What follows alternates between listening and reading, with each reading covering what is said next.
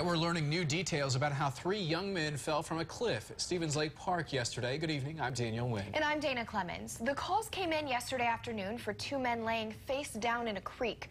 Right now, authorities are still not releasing their names. ABC 17's Lindsay Burning has been talking to Columbia Parks and Recreation officials this afternoon. And Lindsay, the men were not in a restricted area. The director of Columbia Parks and Recreation, Mike Griggs, says all areas of Stevens Lake Park are open to the public, so the hikers were not in a closed area. He says friends of the victims are telling officials how it happened.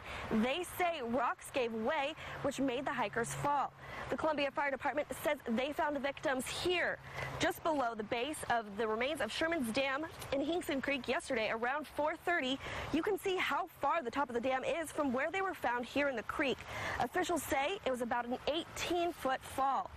John Metz with the Columbia Fire Department says emergency crews found 3 men at the base of the dam. One was not injured and refused medical attention. Metz says the location of the victims made the rescue a little more difficult. Having to get down the embankment of the creek and through the trees, and there's some rocky bluffs in that area. We had to place them in what we call Stokes baskets, or rescue stretchers, where we called for additional personnel, additional equipment that have these baskets. We accessed them, secured them in those stretchers, and hand carried them up the embankment through the trees and over the rocks to waiting ambulances. Ambulances took the other 2 19-year-olds to University Hospital on potentially serious injuries. Parks and Rec says it has secured the area while it investigates the accident. They actually just put up a fence today, but it says the fence is only temporary.